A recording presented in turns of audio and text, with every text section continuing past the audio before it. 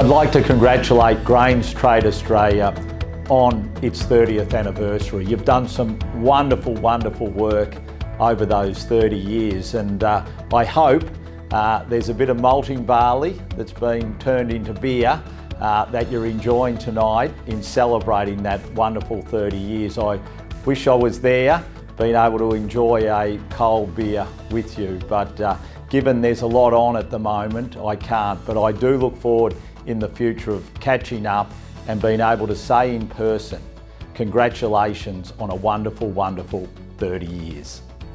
I'm very pleased to be with you today to honour the 30 years anniversary of the Grain Trade Australia.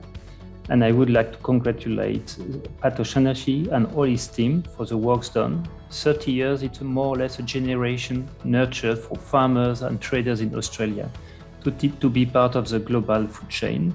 And as we are heading to some turbulence on the global grains markets, I would say Australia is playing a crucial role on this food security approach. Just to remind you figures, on wheat, Australia is representing 13% of the global export of wheat, 34% of rapeseed, and 23% of barley. So this is really the matter here.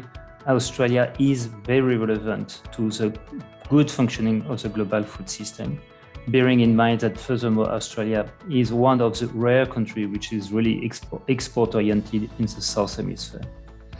And I'm not mentioning chickpeas export from Australia, which is very important, and which gives me an opportunity also to inform you that since November 21, Igtc is now monitoring also the pulses sector and providing information to its members. The second point I would like to highlight also this evening is also the role of GTA within Igtc to enhance cooperation between public and private sector. Pat O'Shannessy contributed to already several meetings of Igtc, and we are very glad that indeed GTA continue to be very active in our activities, because we feel it is very relevant to enhance this dialogue between the public and private sector to allow the freest trade possible. Again, I would like to wish you a very good evening and looking forward to see you in person or digitally in our International Grains Conference on the 7th and 8th of June at London. Good evening. Good evening, everyone. I hope you're all having a great time at the gala dinner celebrating GTA's 30th anniversary. My name is Jane Chisholm-Cornt and I'm the Director General of GAFTA. GAFTA and Grain Trade Australia have members in common and also work alongside each other as part of the International Grain Trade Coalition. I'm pleased to be able to work with Pat O'Shannessy, sharing information on a number of issues to help reduce barriers to trade and to enable food and feed to move from where it is grown to where it is most needed. The grain trade is a vital component of world food security. I'd like to wish Pat, his colleagues and members of GTA a very happy anniversary, and I hope it won't be too long before we can meet in person again. I hope you all enjoy your anniversary dinner. Thank you. I want to join you in the celebration and thank you for listening to me for a few minutes. Certainly interested in working together with you in the future, all of you at GTA and all of your affiliations. We've had great success. My involvement with GTA started well before GTA, and I have to recall the great times I had with Jeff Honey as we formed the Igtc, as well as Jeff's time and your time in setting up GTA. I thought it was a fantastic experience to watch how GTA formed itself. I think industry leading trade association services were provided by GTA. Jeff came and visited us here in Washington, D.C., where our offices are at. And frankly, you guys came out with a better product than I think we could have ever envisioned from a trade association services standpoint. And I see that accomplishment of GTA as just stellar. Just fantastic what you've done and the services that GTA is providing to your industry.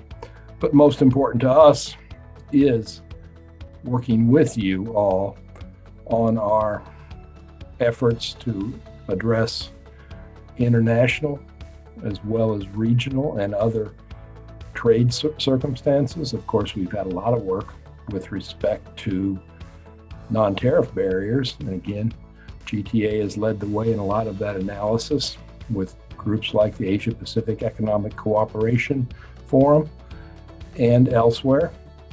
We've certainly seen challenges, and of course today, here on March 3rd, I can't imagine that we've not seen challenges and change in the industry that we'll all reflect on, hopefully from a positive perspective in just a few years.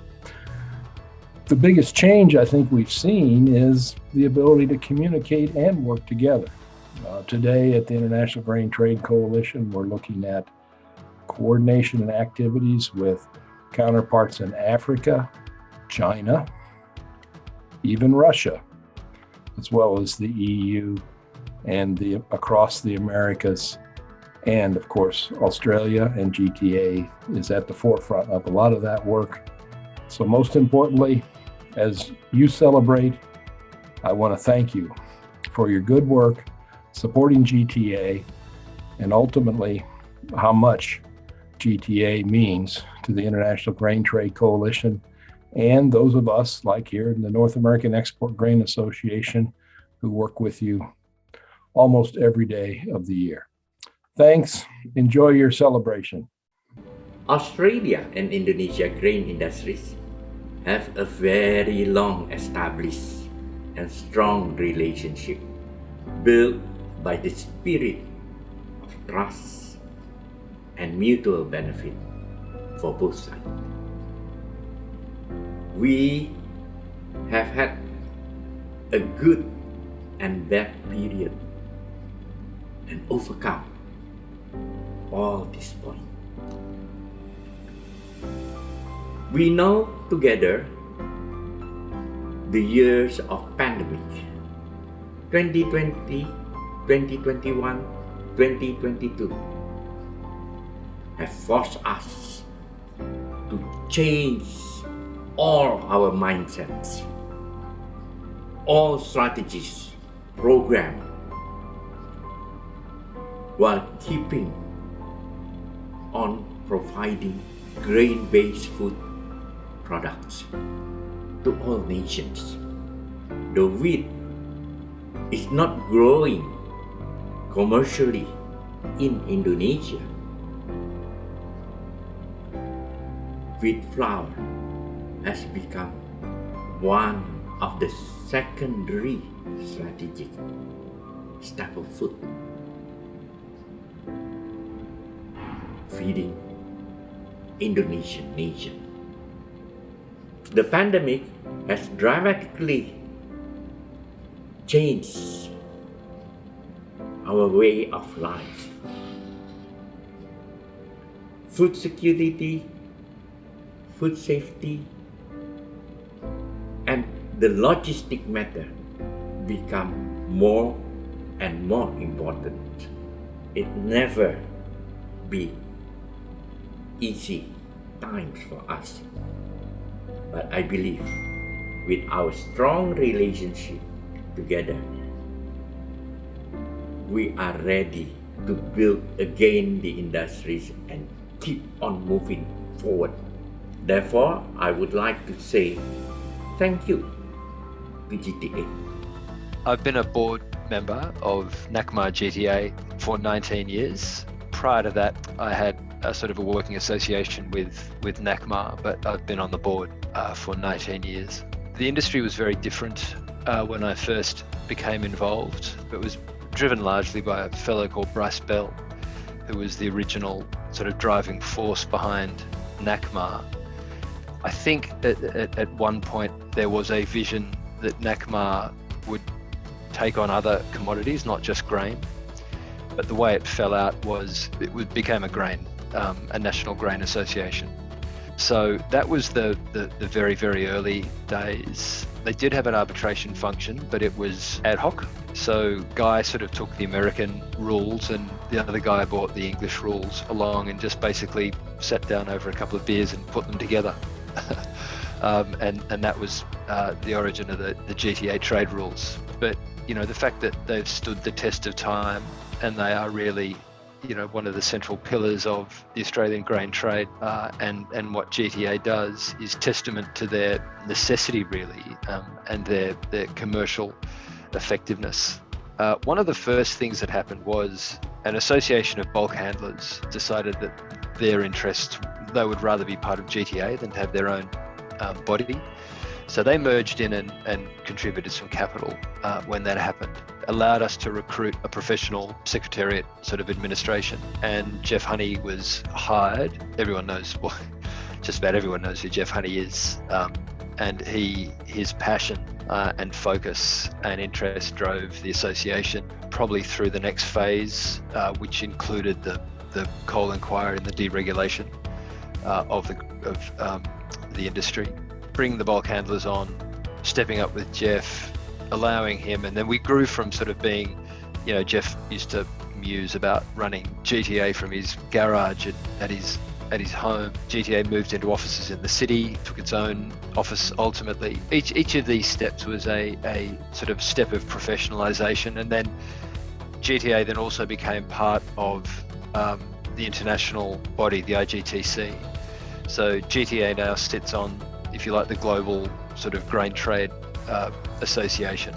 So it's got a seat at that table as well. So they've all been, if you like, incremental steps, but each step, touch wood, up until now has a bit of falter. It's been a solid progress. The association now, I guess if I look back and say, well, how is it different to the way it was, 20 years ago?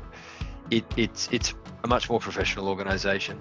It's got great staff, it's got great people who are dedicated, very knowledgeable about the trade. We've had some very effective professional chairs who've transformed the business in their own ways, and we've had excellent CEOs in Jeff Honey and now Pat O'Shaughnessy, who has sort of mirrors Jeff's passion and enthusiasm and professionalism. So we've been incredibly lucky in both Pat and Jeff. What I will say is I think it's important in an organisation like ours, particularly right now, to recognise that one of our sort of mandates and our ethos is if we don't have a right to exist, and we only exist because we're doing what the industry wants, and that's largely, certainly in the last few years, down to the dedication of Pat and Julia and Tim and the people that work for GTA. If they weren't doing an amazing job, the trade would suffer, and the trade would let us know. So we're only as good as our people, really. Trade is probably only as good as its people and its product, and we're only as good as our people.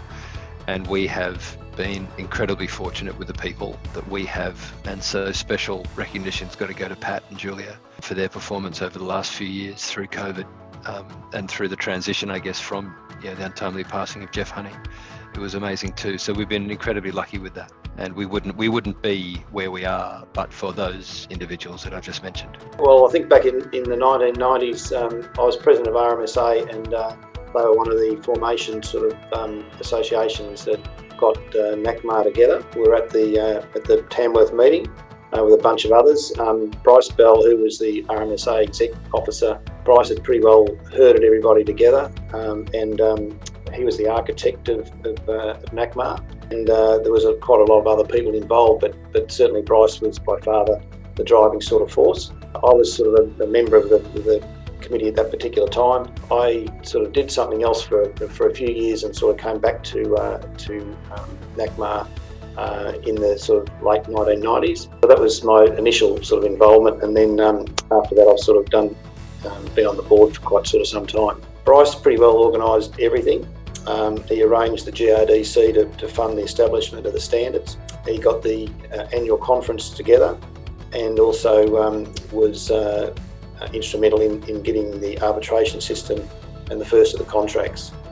He sort of had a knack of being able to gather people together and put their skills to their best use. There was great camaraderie amongst the committee members, and especially the state organisations, who really were the soul of NACMA. There was plenty of late nights, also plenty of serious work and lobbying. NACMA was always operating on minimal funding, We had low cost. Individuals contributed their travel expenses and their time. The grain trade was a hodgepodge of everyone having their own contracts and their own standards. We were buying on different payment terms. There was no dispute system other than the courts or a bunch of fives. The spectre of the Australian Wheat Board and other commodity boards were a restriction on competitive trading of grain. There were levies on all grains. We knew there had to be a viable alternative system in place for governments, the state and federal, to ever consider the monopolies to cease.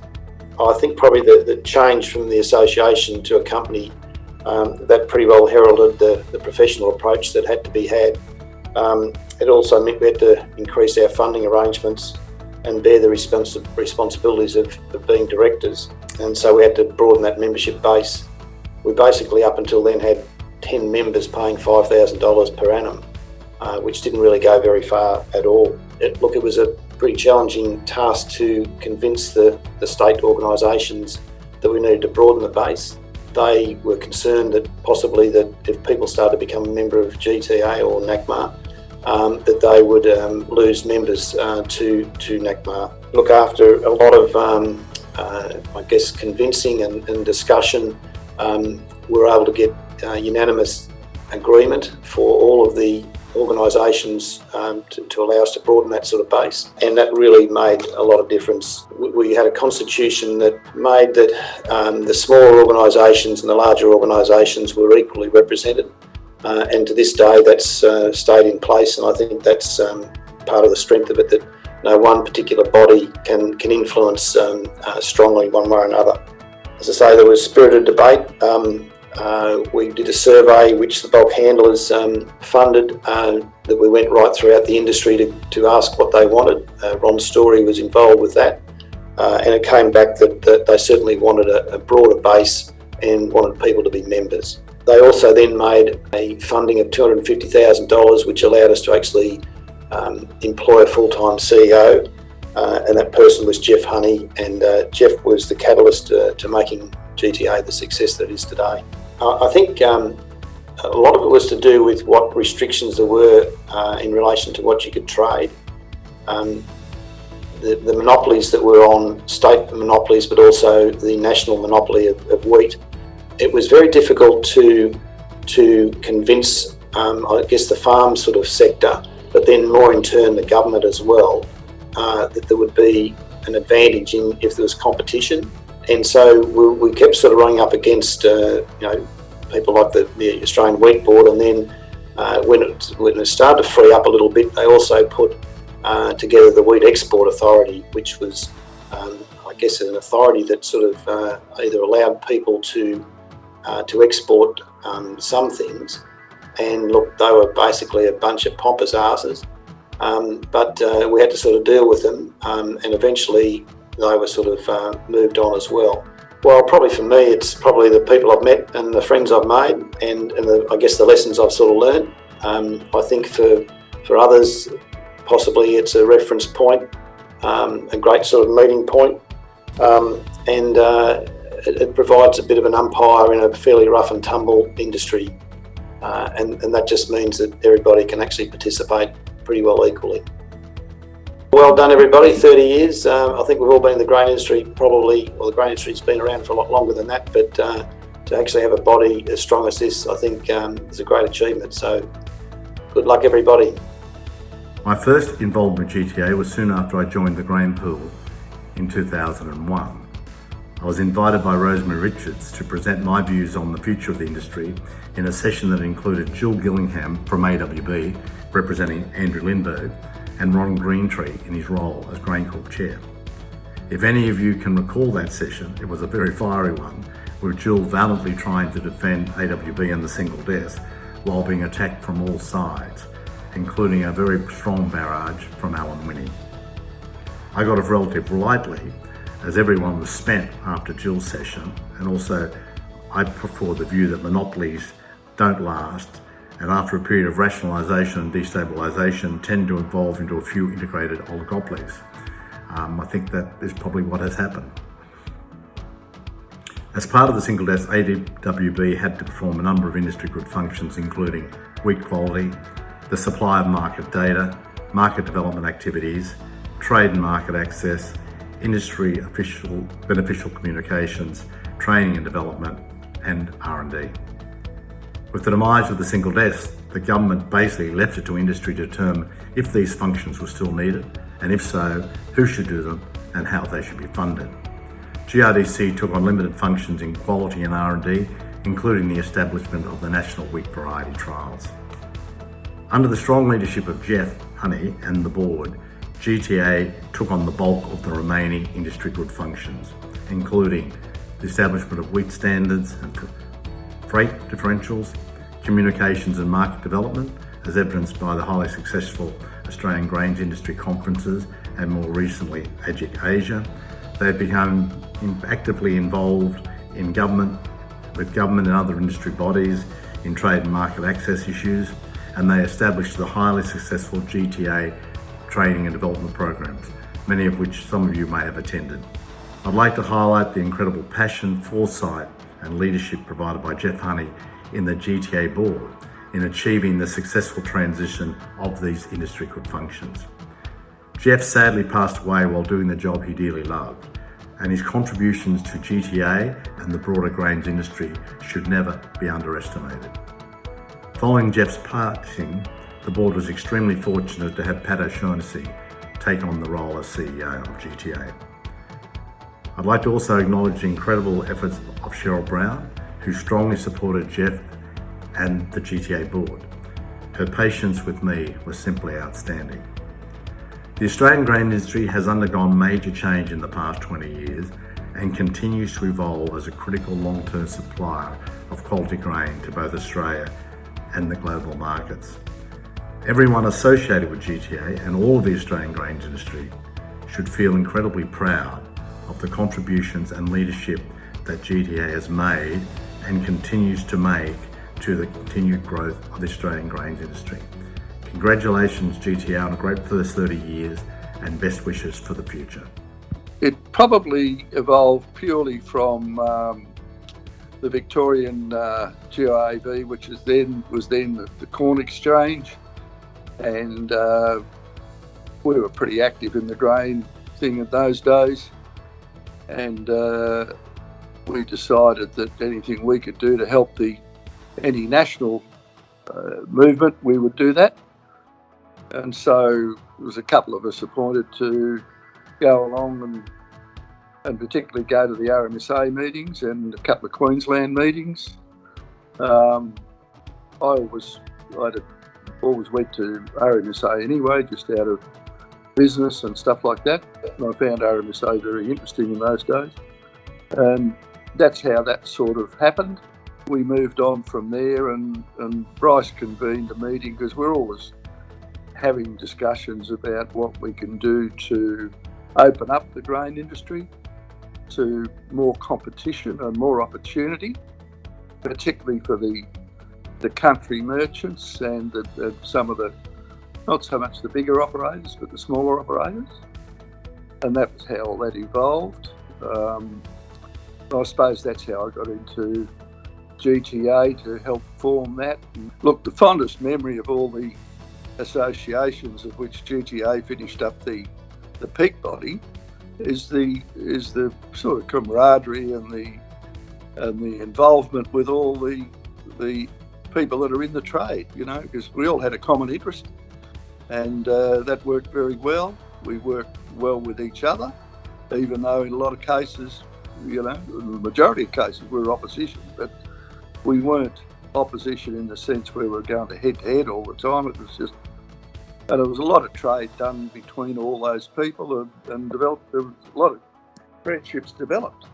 I think I don't know whether we can call it an accomplishment, because it came out it turned out not to be our doing, but in my time, when the Wheat Board lost its regulatory powers, it wasn't because of us, but we did, and if I can just go back a little bit, via Bryce Bell, Victoria, New South Wales and Queensland, he said, why don't we get together and see if we can get a meeting with Karen to see where their ideas on the future of the Wheat Board would be. And John Karen was then the Minister of Agriculture. which he did. He gave us an hour or so of his time, and it was a pretty good meeting. And really, in a nutshell, under the Labor Party, he said, look, there's nothing we'll do about the wheat board. That was working well. The farmers appeared to be happy and there's nothing going wrong. So really, we come away from that and said, yeah, he's helpful. But what he did say to us, look, for you guys, if you've got any issues federally, you should form a federal body to come and talk to us if you need to. And he said, look, if you like, we'll form a little committee and 6 monthly meetings and that'll be fine. Well, we formed the committee, all right, but the 6 monthly meetings never happened, but mainly because I'm not sure the Labor Party might have lost power or what happened. I'm not sure about that. But anyway, we formed that committee on his advice, and that ultimately became GTA. It was always destined to stay where it was until something went wrong, and that's what happened. But that probably was a huge turning point in the grain industry in Australia. Yeah, there's a couple of people stand out to me over the journey, and I guess I've got a little bias here. I'm pretty friendly with Chris Kelly at Finley, and Kelly has been a staunch supporter over many years, having lived on the border, of course. He's got a foot in each camp in Victoria and New South Wales.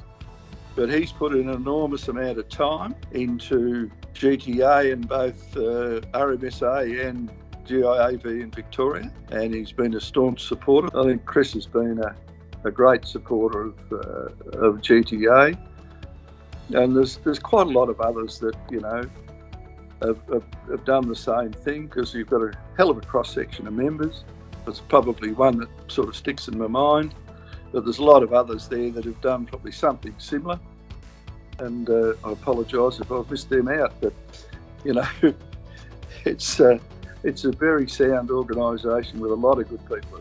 GTA has really done the job it was meant to do, and done it very, very, very well. And it's become a very strong organisation. Full credit to the organisation of GTA and the members that I sincerely hope they can continue to participate in the way they do. And it's a great credit to GTA. My connection with GTA goes back to 1998, when I became a director of NACMA, the predecessor to GTA. This was conferred via my election as president of Grains Industry Association of Victoria. I remained a director at NACMA for about 5 years, during which time I chaired the Commerce Committee. By far the biggest change that I've witnessed in the Australian grains industry supply chain has been the removal of single desk marketing.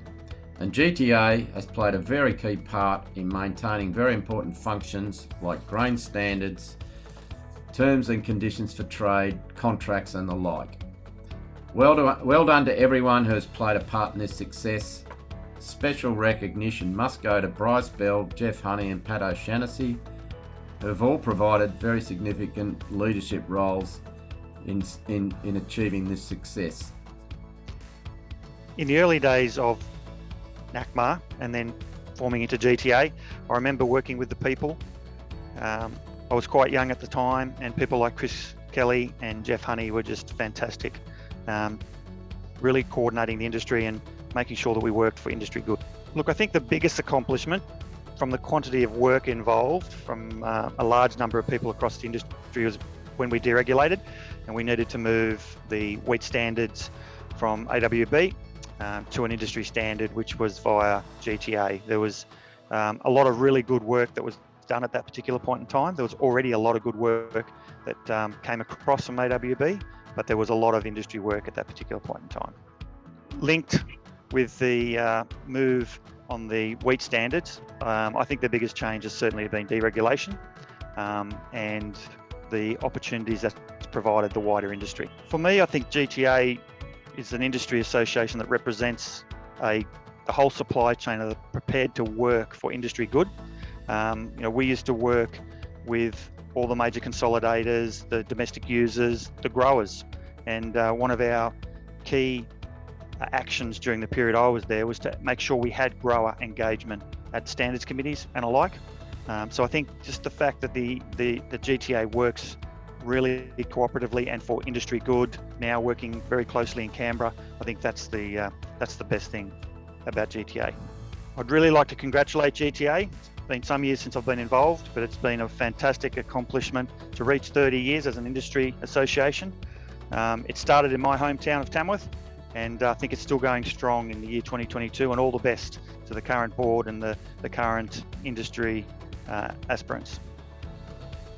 Congratulations Grain Trade Australia on reaching this major milestone, 30 years. I was honoured and privileged to be chosen to be the first office manager for Grain Trade Australia and commenced work at the beginning of 2009. I left the organisation at the end of 2018. It was 10 years full of memories, full of changes, full of industry improvements with communication and collaboration. I enjoyed every moment of it and look back fondly over those 10 years. I wish you every success for the future, and I trust that the lessons that we have learned over the last 2 years will have the organisation progress as it did for the 10 years I was a part of it. Have a wonderful evening. Good evening all. My involvement started with the GTA back at NACMA days.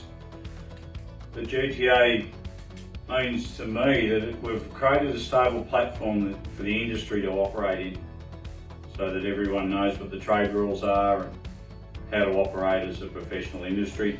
As part of the involvement for the GTA for me was probably being on the board, understanding where the industry was headed prior to deregulation. And then what was the biggest accomplishment, I suppose, I saw the GTA make, it was probably to create that real platform to operate in post-deregulation. There was a lot of things that were changing at the time. It was an exciting time to be involved at the board level and also as an industry as we transitioned. And what was some of the biggest changes that I saw through the GTA days was that a lot of people came post-deregulation, a lot of people left, and we've survived as a great industry and been able to mature to the fact where we are today. A number of different participants exporting throughout Australia, and we're delivering grain from all around the world, and we're running as a professional industry, sticking to the rules of the industry. So well done to the GTA, the board and everyone else that's involved in such a great industry, and well done. Well, GTA turning 30. They say from little things, big things grow. I wasn't there at the beginning, but the founders of NACMA should be very proud of what's been built over the last 30 years. There are plenty of others who will no doubt and are better qualified to document the history and achievements of GTA along the way. So I thought I'd focus on one of the other real strengths of GTA. That's the camaraderie and friendship that gets built by being part of GTA and around the GTA board.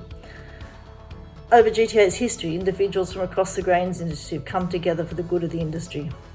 While competitors by day around the NACMA GTA table, it's a group of people working to build a legacy for the industry. And through some good times and some very challenging times, friendships have developed.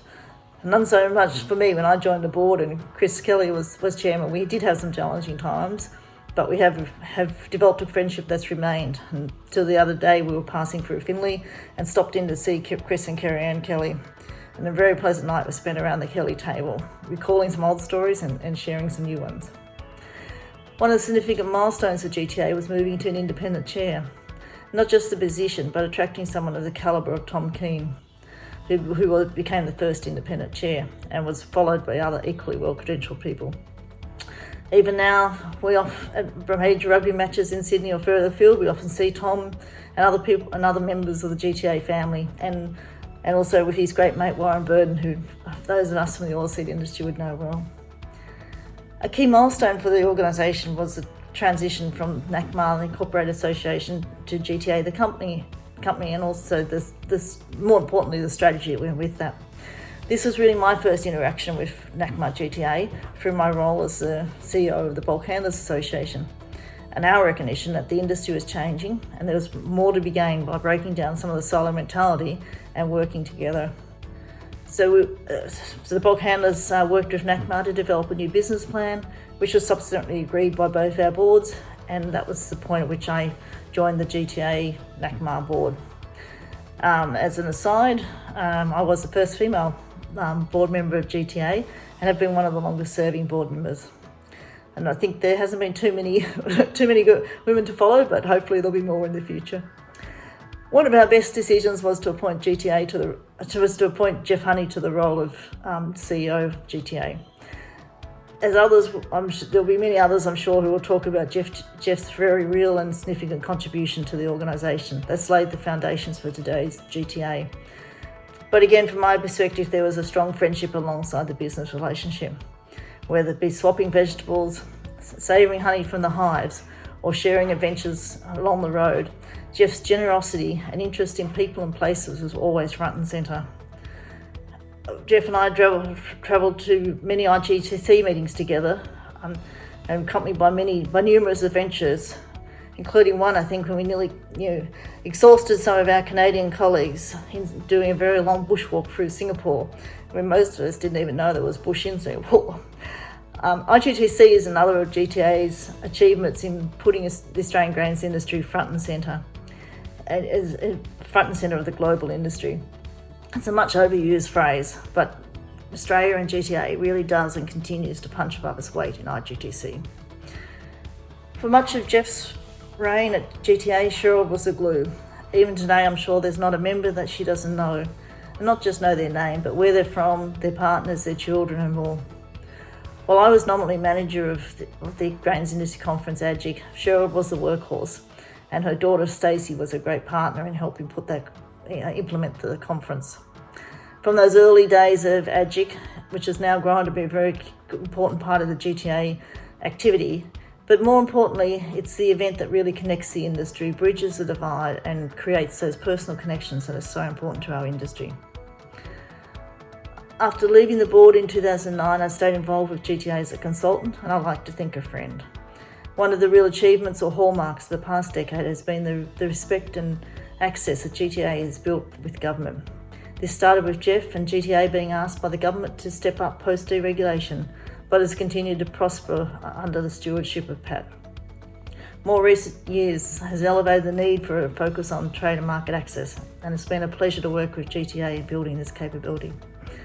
So I just want to leave you with the image of a great group of people and characters that come together from a wide range of different businesses and parts of the industry, but who can put on an industry hat to solve industry problems, but most of all, who enjoy each other's company. My week often finishes with a phone call with Pat, where we just happily and effortlessly shoot the breeze about all things grain and non-grain. So happy birthday, GTA. I hope there's many more yet to come, and I look forward to seeing you all at the party. It was an exciting time for GTA as we transitioned from NACMA and moved the business to a model that was sustainable to serve the industry in the long term.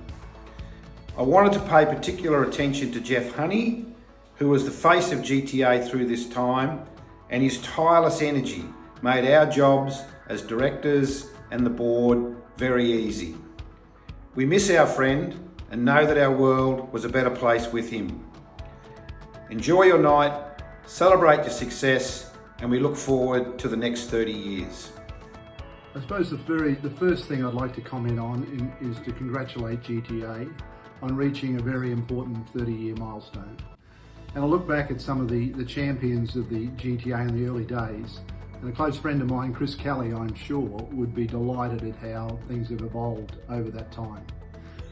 We've seen a lot of change, and I've been involved in a number of the committees, the Standards Committee, the Commerce Committee during that period, and the developments of the quality standards, the grain quality standards, and the contractual templates that guide our marketing on a daily basis.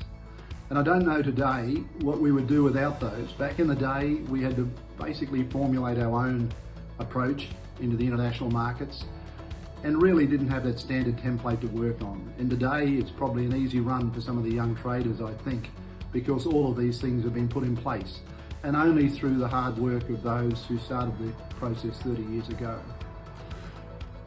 I suppose looking back, one of the things that I remember vividly was a guy by the name of Jeff Honey, who worked for me back in the Grainco days. So back in early 2000, Jeff approached me and said, look, he decided to leave Toowoomba. He was working for Grainco at the time.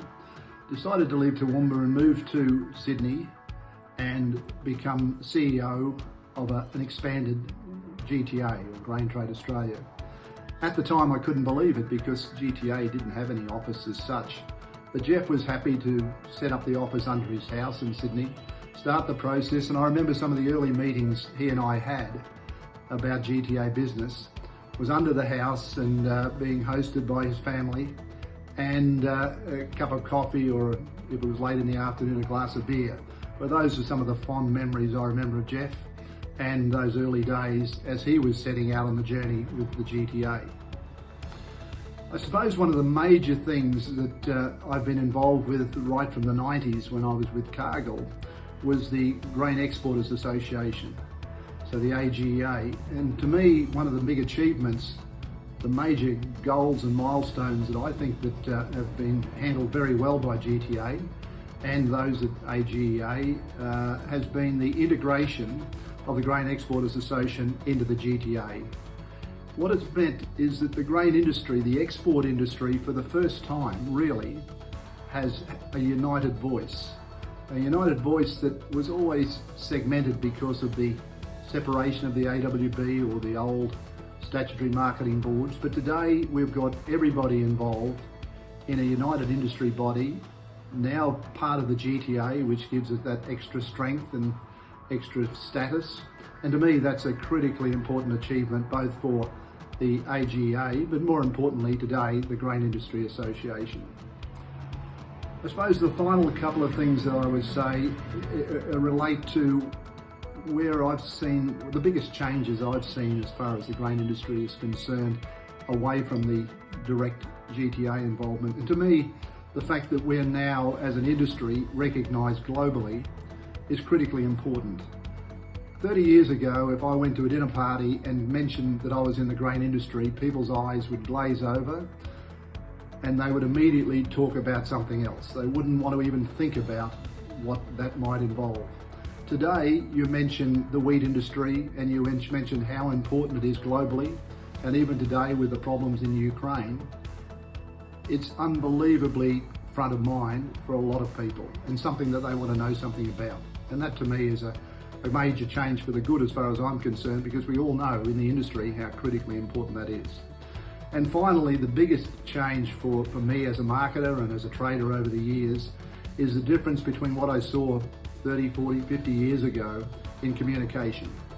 The critically important change for me to be able to pick up the mobile phone from anywhere and speak to an international customer anywhere in the world, hear them properly, excellent lines at all times, day or night, is vitally important. The internet was a major change. WhatsApp, Skype, who would have believed that a couple of years ago we would be now making sales to customers, speaking to them on a video link, a perfect resolution video link. But to me, that's important. And international travel, finally, which was very different way back, makes it very much easier for us all to communicate. So that ease of communication to me was probably the biggest change for the good for the industry. And I'm sure we're at the tip of that because things are changing daily and that'll change again in the future. So again, I say congratulations to the industry.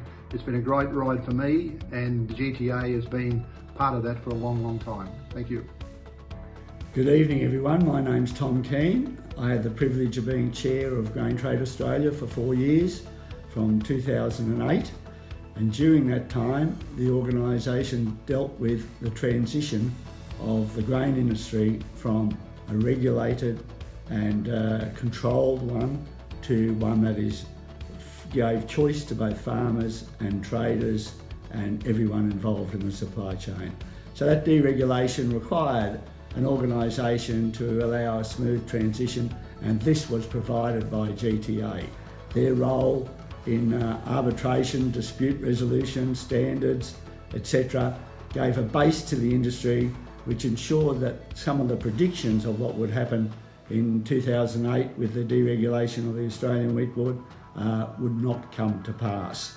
And it has always been a great supporter of the total supply chain, and congratulations on the job you have done both during your early part of the Grain Trade Australia and also in more recent times. And keep doing what you're doing, and congratulations on your 30-year history. I've enjoyed my involvement with GTA over the years. I've never met a nicer bunch of people than those involved with GTA. I think one of the secrets of success of GTA is it's strongly made up of volunteers, and they devote their time and effort for the betterment of the industry good for the Trade Association. I congratulate GTA on the last 30 years of operation, and I hope the next 30 years is just as good. My involvement from GTA right from the start. I was with Australian Grain Exporters at the beginning. I guess my objectives at the time were different from other participants, state-based participants. Grain exporters wanted to see industry change, and we kind of knew that prerequisite of industry change was to have an independent body that could look after standards and dispute resolution and contracts.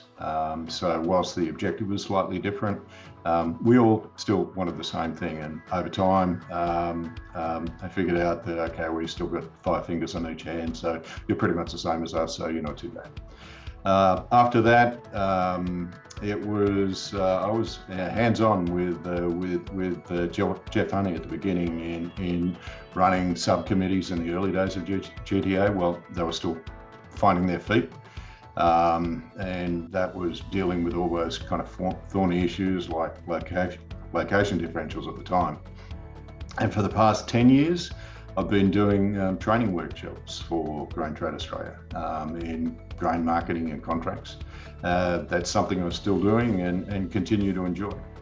I think the standout would be the establishment of the trade rules themselves. There were kind of countless committees and meetings that appeared to go around in circles for a long time. I wasn't really sure on what the outcome was, but knew that we needed the structures, and was working with wiser people, and the test of time has been good on that. Biggest accomplishments for Grain Trade Australia, to me, that's an easy one. Just how well Grain Trade Australia and its structures have dealt with change itself. Just how well GTA has performed its core functions of managing standards, contracts, and disputes. All of those structures have been tested in just absolutely every way. To me, it's like everything in life. You got to enjoy the ride, and along that period of time, and for me, it's been pretty much all of that 30 years. There's a lot of good people in the grain industry. I've made lifelong friends. The journey's still a good one. So thank you. By far, it would have to be the deregulation of the wheat markets and the barley markets 20 odd years ago, and I think it's good. I think it's been such an advancement for the industry, and industry has got together through Grain Trade Australia and all these industry good functions as a result. Definitely the staff and the people in the industry, membership, it's all about the people and making sure that things happen, industry collaboration and for the facilitation of trade, all those buzzwords, but it certainly is, in my opinion, it's about the people, you guys that are here tonight and members, the staff, the enormous amount of work and dedication and enthusiasm which they perform various tasks, functions and challenges, and of course all the members of the various technical committees from membership that volunteer their time, services and wisdom to ensure that industry good functions are met. 30 years of GTA and any member-based organisation is just a fantastic and terrific achievement. I think any business that can say that they've been around for 30 years is just a wonderful effort. What does GTA mean to me? I think it means to me, it's a bit, I was thinking about this over the last couple of days, and having had a few good Kelpie dogs, it's a bit like a Kelpie dog. It sort of sits there on the back of the ute until it's needed. And then when it is needed, it jumps off the back of the ute, and it's the first thing that you can rely on. GTA is that organisation that members can rely on. It represents post-farm gate. It represents all the post-farm gate values, and obviously those members who deal in grain as it leaves the farm gate. It's a single body. There's no other organisation that represents post-farm gate members, and I think that in itself is a wonderful achievement. I think from those early days of NACMA, which I was a member of NACMA WA over 25 years ago, which then morphed into GIWA, which is an organisation in WA. The Eastern States NACMA organisations then became GTA. And I think little companies like mine then became members of Grain Trade Australia because it gave us a voice. It gave us someone who can look after our needs. It gave us someone who can look after contracts, standards, trade rules, all the things that GTA does. It facilitates our trade.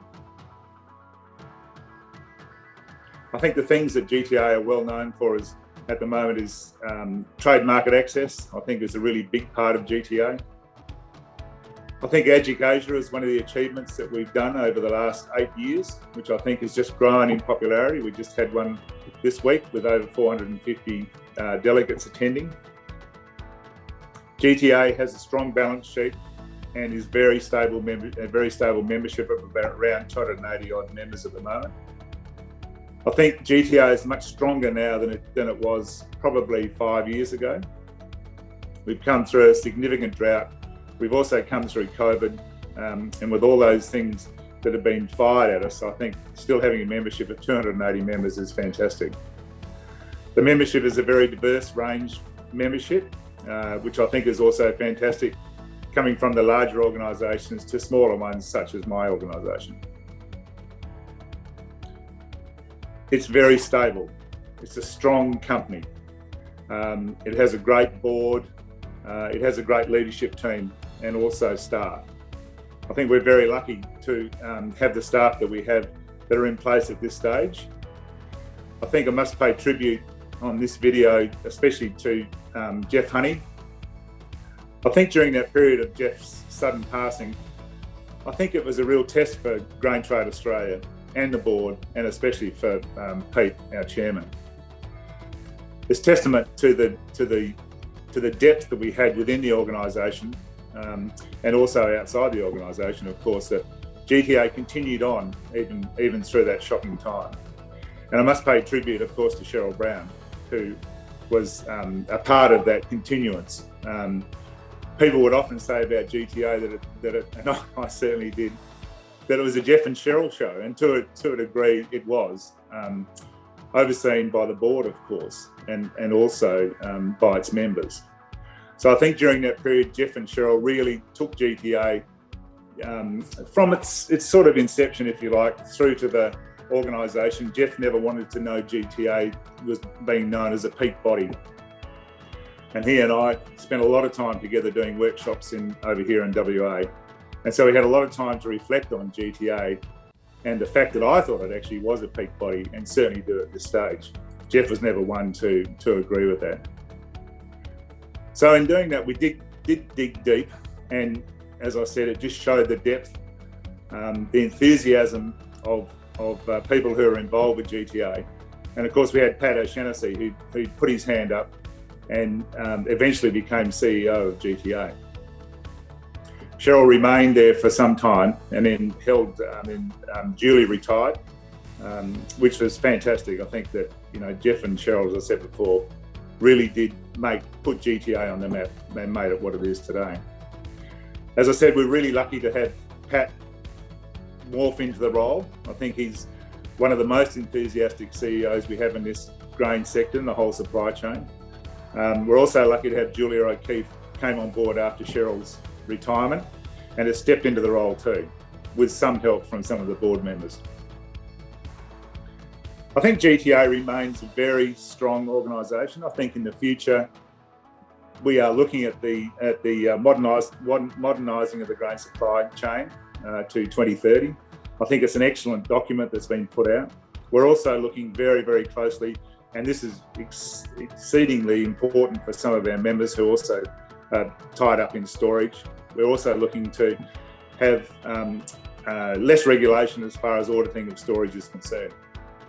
At the moment, the big guys can use inventory finance, which is in their storage. I think the smaller guys, like little organisations like me, find it very difficult to get inventory finance, especially if the grain is stored. GTA is certainly trying very hard, and together with the department is going full steam ahead to allow self-auditing and to make that job much easier and allow finance to flow through to those people. I think the stability and the strength of GTA and the truth that we have to our values, I think still puts us in good stead. We have an excellent relationship with the government and certainly the departments. I think that's one of the true benefits over the last couple of years. I think visiting Canberra now that COVID and the borders are down, I think visiting Canberra more often will be a great thing on behalf of our members. I'm very honoured and proud to be the current chair of Grain Trade Australia. I think I'm very lucky to have a fantastic board behind me. I think that it is a friendly, cohesive and intelligent board. Every meeting and every decision we make, the one thing we always do is to tick off to make sure that is this in the best interests of our members? And of course it is. If it's not in the best interests of our members, we don't do it. We have a very loyal, enthusiastic team led by Pat, Julia and Tim Ross, our operations manager. So GTA is a very focused organisation. As I say, we have a strategy day every year. I think this year we put it back to March because of COVID. I think that this strategy day really is testament to the amount of work that goes into the whole year's performance of GTA. We're very lucky that we're now at the 30-year mark of Grain Trade Australia. I think the foresight and the vision of those earlier board members and earlier traders is testament to the fortune and to the success of GTA. Who would have thought 30 years ago when NACMA first started that we would have been in this position today? I also think part of GTA, obviously a large part, is a contractual part. I think as a smaller operator over here in WA, every time we do a contract and every time a tonne of grain is signed up throughout Australia, and there's just thousands and thousands of tonnes every day put on contract. I think, but as a small operator, I think he doesn't have any in-house help. The GTA contract is one of the most important things as far as our trading is concerned. Everything we do on that contract, it's the grain type, it's the quality, it's quantity, it's the price and delivery or execution. All those are core values that GTA always holds and has held dear. It's what GTA does. And I think we overlook it sometimes and think, every time we do a contract, we just think, oh, it's another contract. We'll just get it done, signed and get it back and away we go. But I think as far as the trade rules, the dispute resolution that are on the back of all that contractual stuff, I think sometimes goes a little bit, just a tick and flick, if you like. So I think that, that part of it, just such a small but important piece of paper is that the contractual terms, I think is testament to the amount of work that GTA does on a daily basis as well. Unbeknownst to people who work within GTA, it just gets done. It is a facilitation of trade. It does give you the confidence to go in with a counterparty and contract grain with that counterparty. So I think that part of it is really another fantastic part of GTA, and that it's developed over the last 30 years. I think the biggest accomplishment of GTA is one, providing a place for industry to actually get together and talk through issues. I think the other thing is what we call the self-driven industry framework that allows industry to manage itself rather than have government come in and manage aspects. So the industry is, in a sense, controlling its own destination, and the value of that, I think, is almost invaluable. Probably way back earlier, I think forward contracting, with growers getting involved in forward contracting in the development of the cash market around that. And I think also with multi-grade contracts as well, that really changed how risk is managed in the Australian grains industry. And that's going back in my early time around the early 90s. Probably one of the other big changes we've seen is the improvement in production and growers just being able to grow more grain from less rain, and the scaling up of their operations has meant that the industry on the trade side has also had to adopt its practices and the supply chain around that. But I guess, when you peel it all back, the biggest watershed moment for the industry would have been the winding back of the single desk for wheat, and that really created a lot of space that needed to be filled. And I think GTA, and this is before my time at GTA, but GTA has just done a great job of filling in the space there that was necessary at the time, and the industry is far better for it. What makes it so special, it's at the end of the day, it's the people. You can have policies, procedures and all this sort of stuff, but at the end of the day, it's the people. And what I think it is, it's the volunteer culture, the can-do culture. And, people are just giving of their time. The ones that they love the industry. And without the people, for me, working my role, the support I get from industry is fantastic. And can-do culture, volunteerism, people, definitely people.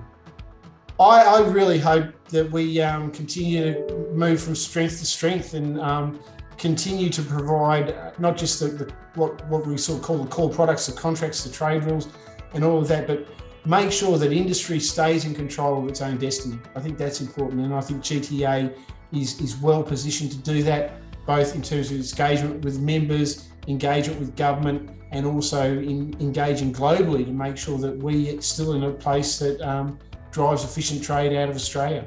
And within Australia, we shouldn't forget that our largest market is the Australian market. So really think that the future's bright, and it's just a pleasure to be part of it. When you peel it back, it is about the members and being able to provide them. Like I say, it's the people, it's the culture, and the fact that we have, I don't know, we have 6 committees, 10 people a committee, 60, 70 people that all volunteer their time without any second thought about it. And as CEO, I know that if I go out into industry and ask people for their assistance or to get involved, and straight away, without a hesitation, people do that. And I also think our board contribute an enormous amount of time, and all that's pro bono, all that's volunteering. And it means you've got people there for absolutely the right reasons, and their belief in what they're doing is so strong, and you just see that, I think, in the strength of GTA. Is the number of people that have found a little niche in the market and do what they do and do that really well. So our members are yes, they're large companies at one end of the spectrum, and also very small operators at the other, and that's what you put all that together. And having a place for the industry where the big guys and the small guys can all get together, put their issues on the table and work those through, that's the strength of it as well. It means that we're a cohesive industry, and that also sells a strong message, not only to our customers, to our government and to other governments all around the world, and that's a huge strength of our industry. Globally, GTA is involved in the International Grain Trade Coalition and has been a foundation member. I have the pleasure of being secretary of that organisation, but it's an organisation of like-minded companies and trade organisations that is looking at facilitating trade at a global level, at a policy level, at a multilateral level, and that's so important because making sure that regulators understand the practicalities of the grains industry and trade is important. And we GTA itself and also through Igtc get recognition at those global forums and regional forums and with other governments, and that's a strength. Being able to talk to people when you need to talk to people, that's incredibly important for all sorts of trade. As part of this industry driven framework, the Code of Practice, and that's a document that outlines how quality assurance works in the grain supply chain, and that's why our customers can have confidence in the product that we sell. and the quality assurance. So as they say with reputations, years to build, minutes to destroy. And so our code of practice is one of our key strengths, and that really does give people confidence in our industry and that we have really got our stuff together and manage things well. A huge strength. 30 years, definitely. The organisation's got a lot to be proud of, and congratulations, the way I see it, to all the people that have contributed from year one all the way through to year 30. There's been an enormous number of people, and everyone should be really proud of what they've put into it and what has come out of all their hard work. Congratulations, everyone. Well done. I think without a doubt, the strong governance of GTA and the culture around governance, and to be honest, we're just so conscious that we're using other people's money and working with their reputations backing us up. So governance is incredibly important, and I really think, having been a board member and now management, that is a real strength, and that provides us a foundation for us to do an awful lot of work, because we have a reputation for delivering on our promises and our strong governance.